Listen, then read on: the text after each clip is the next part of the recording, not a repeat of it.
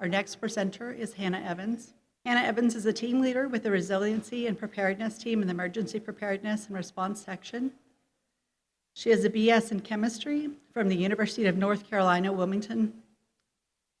Hannah has worked for the TCQ since 2018. And she was on the drinking water inventory team as a UTA contractor for 2 years and natural resource specialist for 3 years. She started working in her current section 2 years ago as a natural resource specialist and subsequently was promoted to her current position. She is responsible for guiding staff on projects including emergency preparedness plans, FMT, drought reporting, and resiliency for water systems. Please welcome Hannah Evans.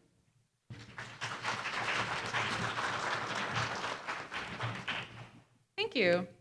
Okay, so as mentioned, my name is Hannah Evans, and I'm here today to discuss emergency preparedness plans and what to do after a disaster. So I've been working on this program for a couple of years. I will be talking about the overview and the history of these emergency preparedness plans, as well as what options are available for the plans per which county you're residing in. I will also discuss a recent case scenario of EPP applications since Senate Bill 3 was implemented, which was Hurricane Beryl that happened in July of last year. Then I'll be discussing how to prepare your water system for disaster, and then just include some of our internal resources as well as contact information. So a decent amount of you have had to deal with some type of emergency event, whether that is, directly or indirectly. An emergency event, which is also known as emergency or incidents, are usually these unexpected situations that pose a death or pose a risk of death or injury and require immediate response. Most emergency events can impact a water system, are typically natural disasters, but they can also include chemical spills, industrial accidents, cyber attacks, and infrastructure failures. For this presentation, the intent of the plans, I'll be focusing on natural disasters.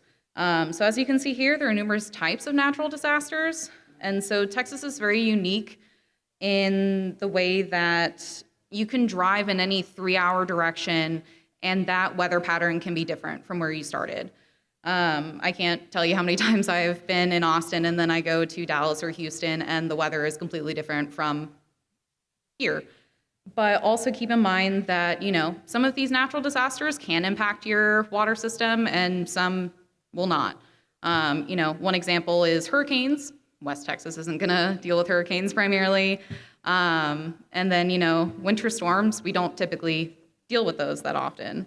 So I will be focusing on emergency operations, emergency power, as well as extended power outages that normally last for more than 24 hours. So since this conference is based on back to basics, what is an emergency preparedness plan? This plan is a packet of information that an affected utility will submit to us at TCQ, my team, for review and approval. The plan applies to affected utilities and proposes to TCQ how the affected utility will maintain a minimum water pressure to TCQ and how they will be able to maintain that pressure throughout their distribution system for more than 24 hours in the event of a power outage. This plan should be reflective on how the water system responds during an emergency and contain emergency contact information as well. You can see here how an affected utility is defined.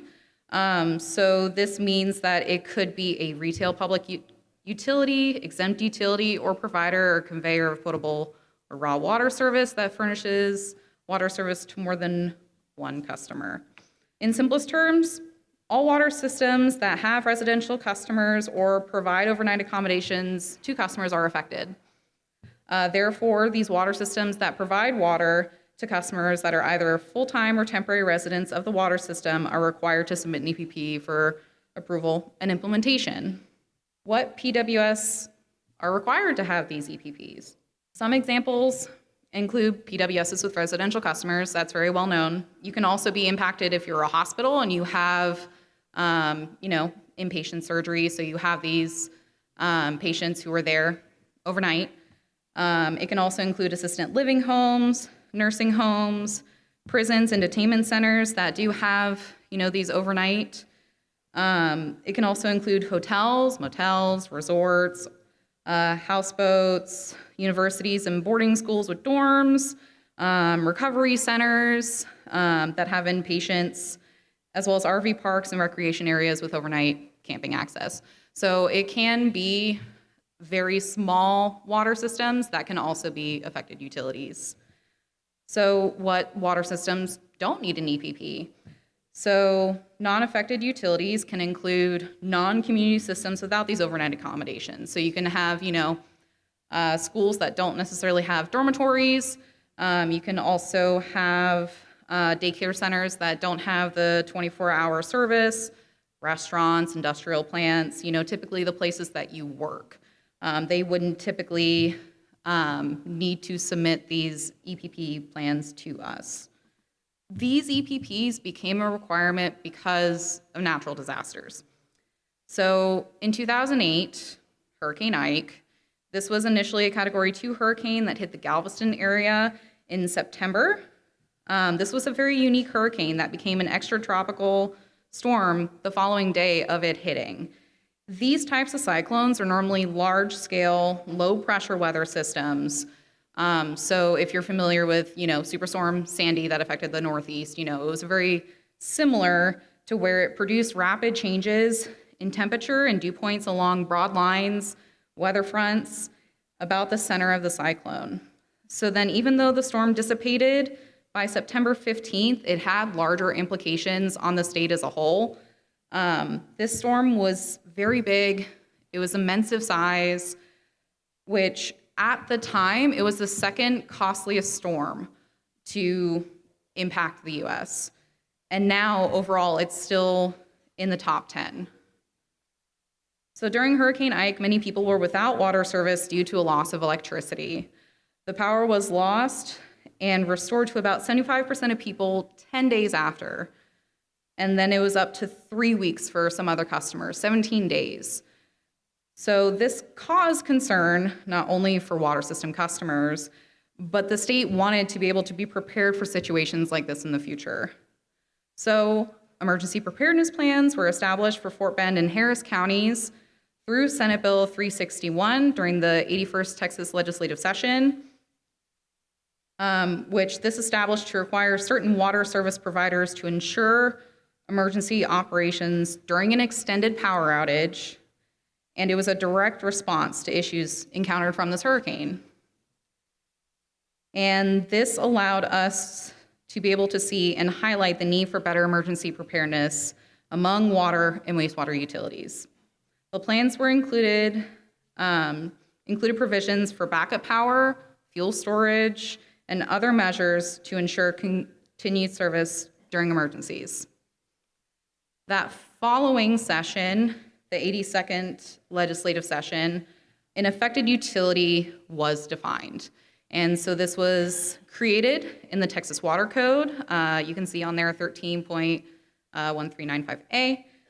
And so that defined the affected utility, which would mean serving more than one customer in A, a county with a population of 3.3 million or more, or B, a county of a population of 800,000 or more adjacent to a county with a population of 3.3 million or more, hence Harris and Fort Bend counties.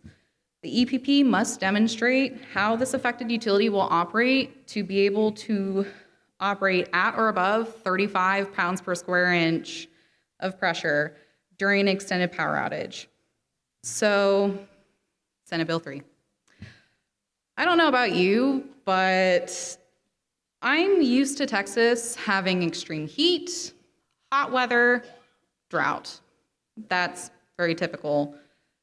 But the cold snap that we experienced from the winter storm back in 2021 was something that, no one really anticipated how bad this storm was going to be, where there were multiple days of snow and ice with temperatures not reaching above freezing. North Texas and the Panhandle, they've seen snow before, that's something that they, have dealt with those freezing temperatures, but it wasn't really common anywhere else. West Texas, Central Texas, and South Texas especially, it's not common to have snow and ice this severe. It was a severe Arctic outbreak that brought record-breaking low temperatures and snow to every county. So all 254 counties were impacted by this storm. Widespread power outages, disruption to water service, road closures impacted infrastructure, local businesses, and residents. And whenever I was preparing this presentation, I had to look back and realize that this was less than a year into the COVID-19 pandemic. So it was a very different time. It was a struggle for a lot of people. My personal experience, I was living in a very little dinky apartment, very small, not built well, wood apartment, and I didn't have power for almost 3 days. And then once power returned, I didn't have access to water for 11 days. It was, due to the frozen and burst pipes. But, were there precautions in place? Kind of. We're always told if you're living in apartments or homes that you're typically supposed to drip your faucets. You should keep your cabinet doors open so then your pipes aren't cold, so then it can actually receive the heat. And, to make sure to protect the pipes that are outside. But this storm was worse than I've ever seen. And I have been in blizzards whenever I was a child. So it was a historical natural disaster for this state.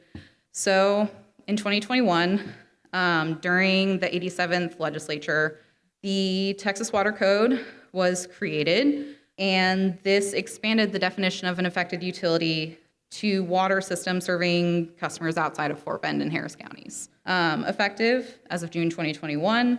And so a major component of the EPP requirements for the affected utilities and the 252 other counties in the state, their emergency preparedness plans must demonstrate how they will operate at or above 20 psi during an extended power outage that lasts more than 24 hours. It must ensure emergency operation as soon as it's safe and practicable.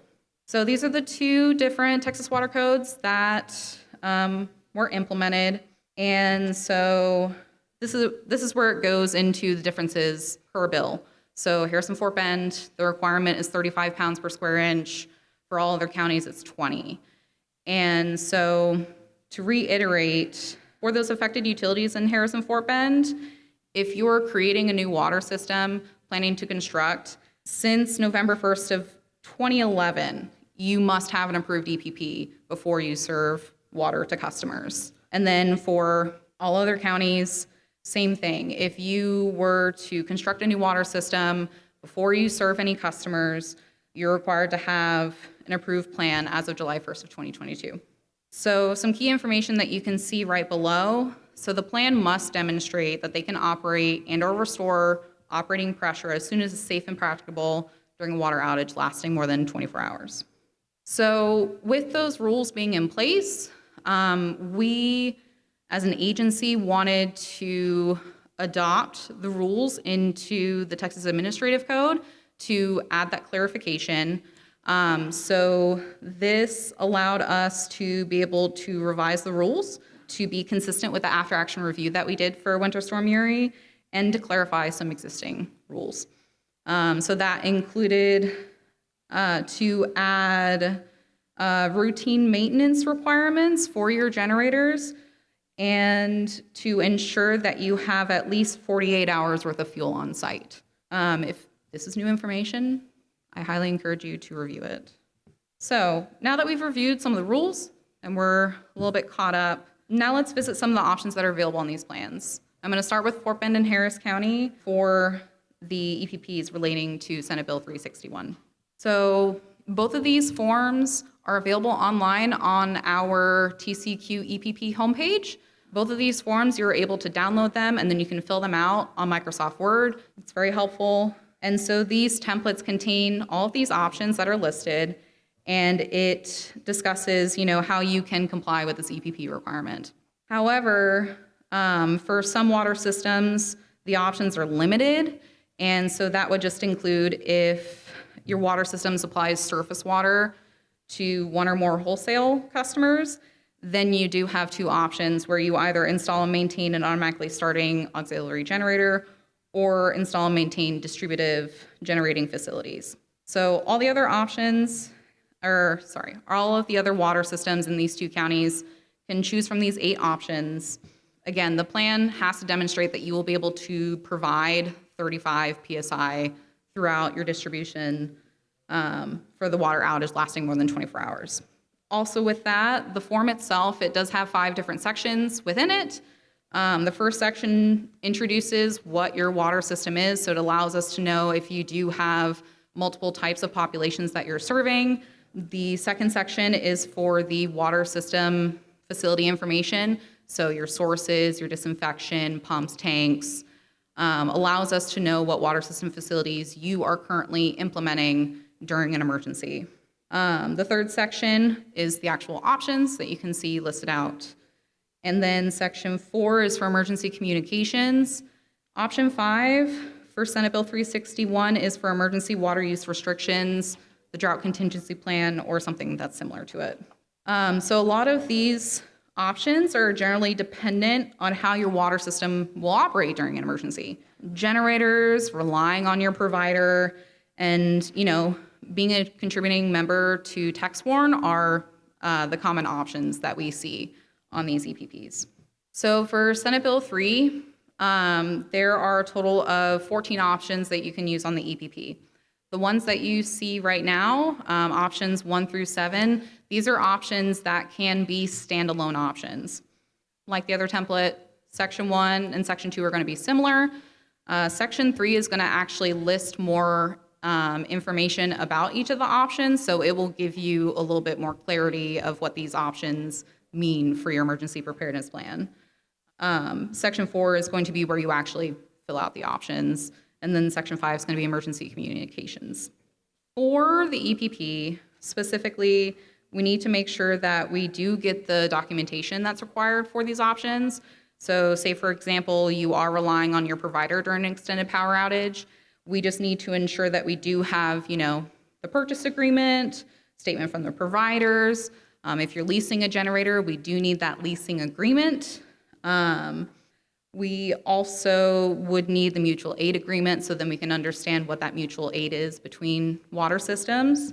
And then very similar to Senate Bill 361, most of the common options will be to have a generator, whether it's permanent or portable, as well as purchasing and text warn. So what do I mean by non-standalone? These are just the options that would not necessarily demonstrate the practicability of implementation of the EPP to ensure water service and pressure are met. Options 8A, so designation of critical load. 8B, the redundancies. Option 11 and option 13 are required to be combined with another option on the emergency preparedness plan. But options 9, 10A, 10B, and 12, they may be combined with another option. It really depends on the plan. We would just need to receive enough information to be able to say that you can, implement just the one option. So from these options, it is very common for water systems to be on critical load. It's also very common for water systems to use the water storage capabilities, so ensuring that you are filling up the tank before an emergency occurs. And then option 13 of, using your drought contingency plan for water demand rules to maintain emergency operations. With all that being said, here's a graph. We love graphs. So on here, you can actually see how many options were chosen for EPPs in Senate Bill 3. This would also include if water systems also used multiple options or one option. But this can actually show you how many water systems are implementing each of these options. For preparedness in general, I'm going to be kind of sprinkling information throughout the rest of the presentation for how to be prepared for disaster before the disaster happens. So what should be done before the natural disaster? What should you be checking? This would depend on the options chosen on the EPP. So we're going to start with the generator options because those are the ones that are most commonly used, specifically generators that your water system owns. So options 1, 4, and 5, typically those are generators that you as a water system own yourself. So as mentioned previously for the 2023 rule update, 29046M8, that is what requires you as a water system for these emergency generators to be tested and maintained monthly under at least 30% load based on the manufacturer's nameplate kilowatt rating for at least 30 minutes, or as recommended by the manufacturer to ensure functionality during emergency situations. Generator specifications, you need to know what size generator you need.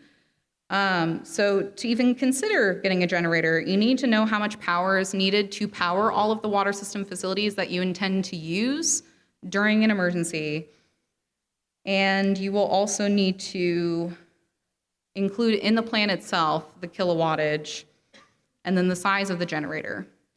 Because the generator power output should be greater than the total power requirements of the equipment listed.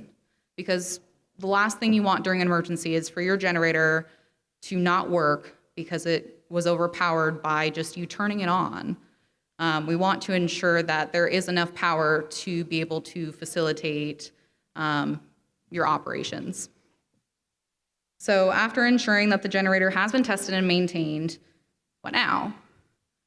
It is very important to check the equipment of the generator itself, such as the battery, the ATS or quick connect, carburetor, etc., and what is connected to your water, or what is connected as your water system facilities.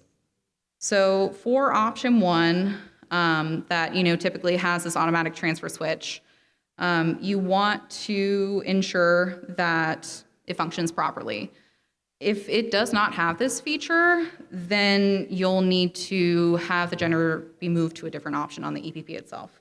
For option 4, you typically must install a quick connect system so you can hook up the generator immediately during an emergency and, once it's safe and practicable. Also on the form for option 4, we really like to make sure to know if your water system is going to be sharing portable generators during an emergency. This allows us to know how far it is from storage, and then as well as to know the number of generators that are going to be shared between water systems and the distance between those PWSs.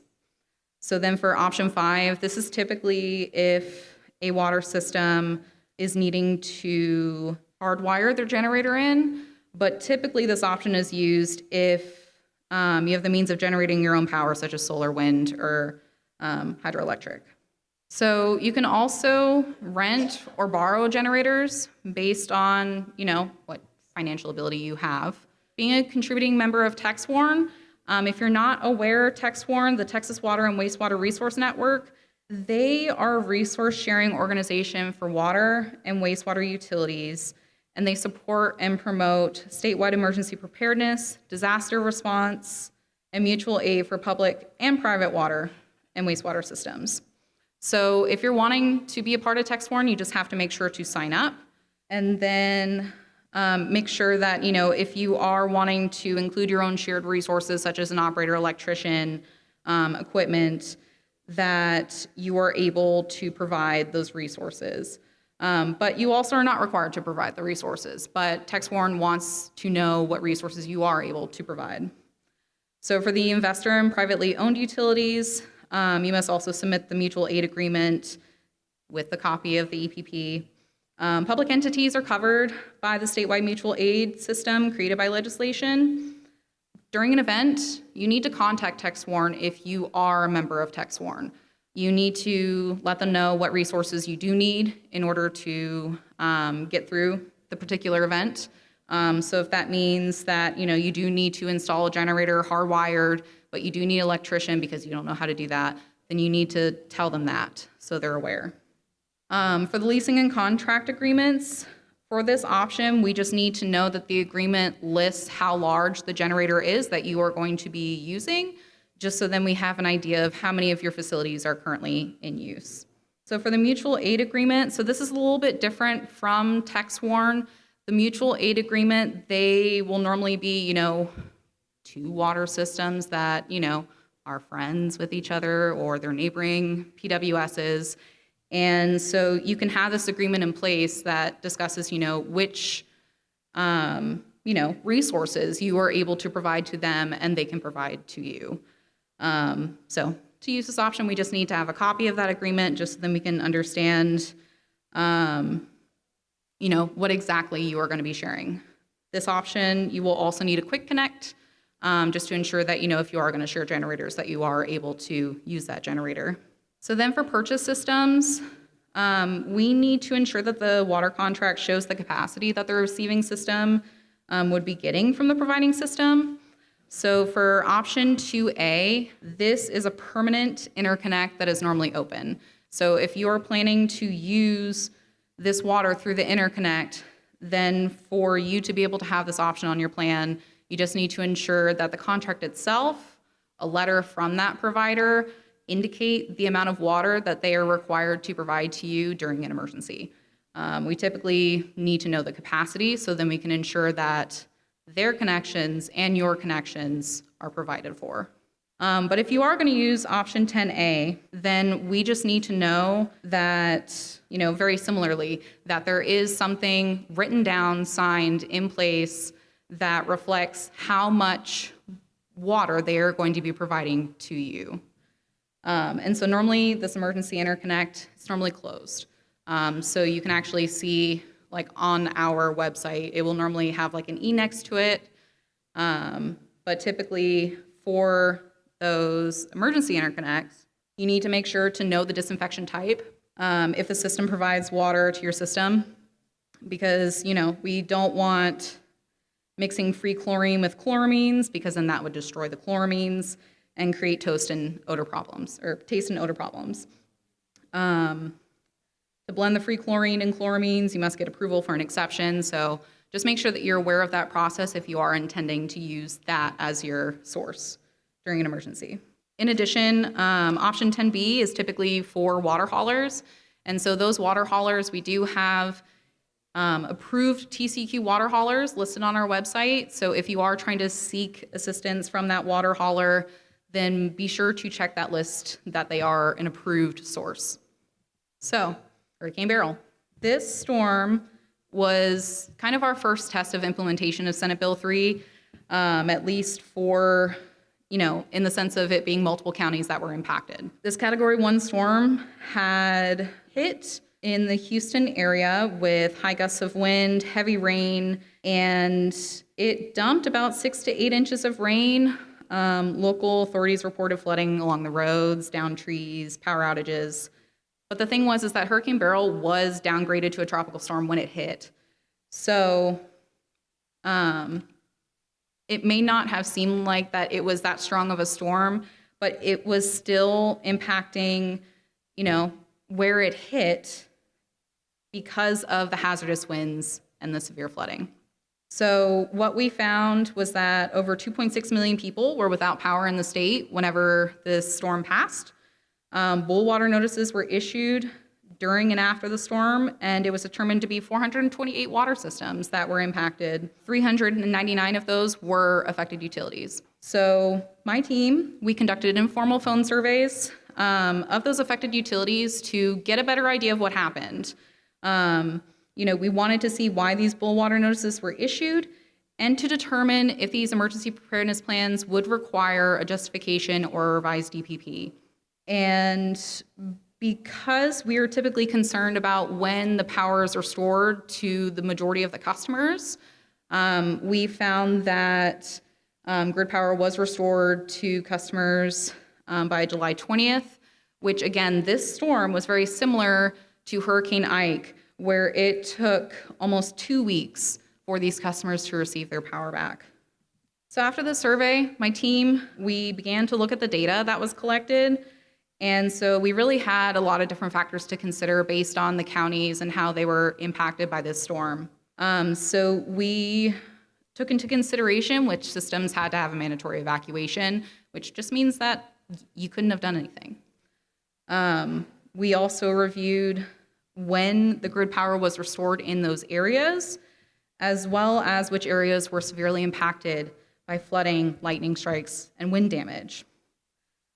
So after this informal phone survey, my team was able to assess what happened to each of these affected utilities and determine if the EPP was able to be implemented or if it wasn't. And if the EPP was not able to be implemented, was the justification to why enough? From our review, some EPPs did work. Some of them didn't. But what we were able to find was that, there were impacts based on what options were chosen. Some of the common things that we saw with the generators, they weren't maintained properly. We saw that there were generators that just completely failed because those generators were never put into operation before the storm. So they weren't maintained. They weren't tested to see if they could actually work on the water system. But we did also see that equipment was damaged to where the generator just couldn't work. We also saw that, some generators were able to turn on briefly and then they shut off. They needed to be repaired or some other various issues. So some of those included the belt was breaking, the voltage regulator wasn't working, little things about the generator that just made it to where it couldn't work. And so you can see here that some of the other issues that we found that were less in the control of the PWS were, things like fallen trees or debris. I do highly recommend that in our rules, Appendix G1 and G2 actually refer to making sure that your trees are trimmed before storms, and then you can ensure that you're not having damage that could have been prevented. We understand if it's a big tree and it just completely uproots and then falls on your generator, that's not something that you're generally predicting would happen. But another common issue that we found was lack of fuel. So again, it is something that we did also see that some of these smaller water systems that were utilizing portable generators or they were leasing, the generators themselves had issues with the quick connect. That was something that we saw very commonly, was that the quick connect was not installed properly, or there were a limited number of generators. So we, saw that, if a generator was being shared with multiple water systems, that there was the potential of them not being able to drive the generator over to the next water system because maybe there was more of a primary concern at one water system versus the other. There were also further delays in, things like, the voltage regulator not working. But we did also have the issue that was brought up where they have contracts, with leasing to where, they're leasing these generators. The entities who were supposed to deliver the generators were delayed. I know of, there are some generator companies that are in Louisiana, but they still weren't able to come in time. So in these situations, commonly, again, we were finding that the generators were not maintained properly, it didn't have enough fuel on site, the required 48 hours, and just limited number of generators. So we also did have some non-EPP related loss of pressure. There will be events where you will have an evacuation order that is issued by your county judge, which the water system should try to restore power only when it's safe and practicable. We understand if there's flooding, you cannot access your water system. So we're not expecting you to go out there and swim to the water facility to be able to plug in your generator. We also were seeing that there were some water systems who did implement a precautionary boil water notice just in case, because they weren't sure if they were going to be directly impacted or not. We did also see that there were some water systems that did have distribution system damage. So their pipes were destroyed by trees, other various things. And then, of course, flooding can be common in your area, so just know how you can access your site if you are able to. But we do also understand that, in those lower floodplains, low-lying areas that don't really have adequate drainage, that, it might be a little bit harder. But your water system more than we do. So just try to at least, know your water system before this event happens. And, this is the thing that I really always want to make sure to reiterate is that safe and practicable means making sure that you are safe in implementing this EPP. So you need to make sure to check in with your people, especially, check in with your operators, check in with management, any of the representatives that are supposed to be a part of this emergency management team for your water system, even if it is one person. Just know how to make sure that, you are able to do this when it's safe and practicable.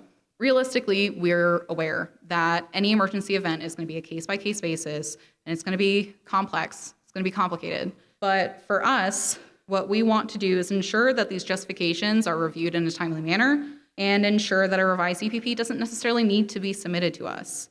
So documenting what happens before the storm, ensuring that you have checklists in place, as well as making sure that you have adequate staff is very helpful to ensure that you will have your EPP to be able to be implemented. So some other things that I would highly encourage you to do is to check your resources, check the weather outlook, check your emergency management, check in with the resources that you know that you have that are within your community. Definitely make sure that you have enough fuel on site. We understand if you run out after 48 hours, that if you're not able to get more fuel, that's understandable. But at least ensure that you have enough at least 48 hours. And then really making sure to understand how to do generator maintenance. And if you need to, because you're not as familiar with your generator, touch base with your generator provider. So then during the event itself, make sure to communicate with your people. Know where they are, make sure that they're okay. And if they're having any personal issues going on, just be aware of it. And then after the event, take pictures of the damage. We need to know what happened at your water system to ensure that whenever we are reaching out for these justifications, that we know what happened. So this can also include having work orders for your generator repairs and, any other communication that you're having during the event.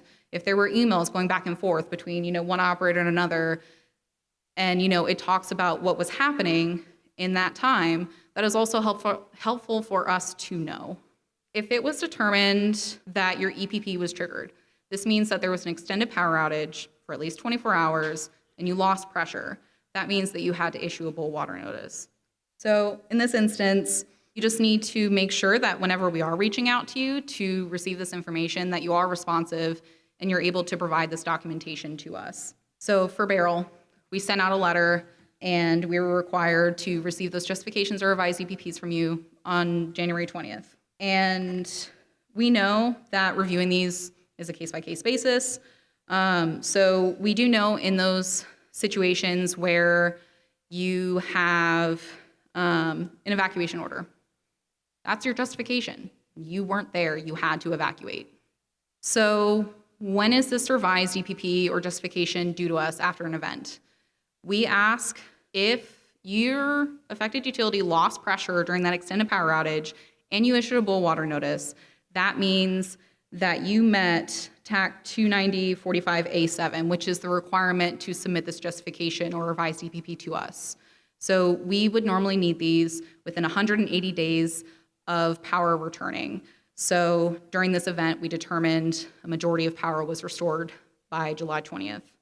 So where are you sending your revised EPP or justifications? That's our email, PDW-EPP. Please send your email to us with your PWS ID number, the name, the justification, or the revised EPP itself, and that additional documentation that I've been talking about.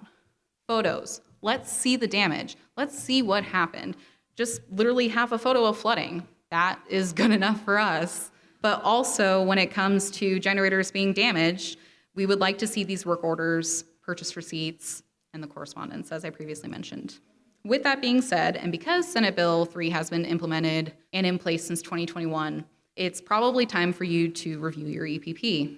You are normally supposed to review this every 3 years, and this would, include if you have significant changes to your water system.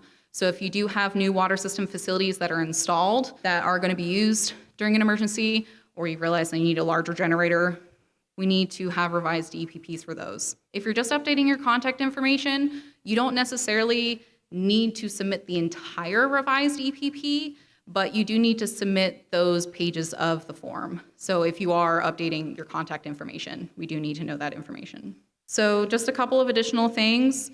Drinking Water Viewer, I'm sure you've heard it in other presentations, but Drinking Water Viewer is live. Drinking Water Watch is still going to be in use until the end of the calendar year, but I highly recommend to look at your water system information. And then these are some of the available resources that we have. So the homepage will have your templates. Small business and local government have created the generator maintenance checklist, and then please contact us. We have new pod numbers, so that will get you directly to our staff. And then if you do need additional assistance, our FMT assistance program is also always available. It's free. Please use it. And that's it for me. This one?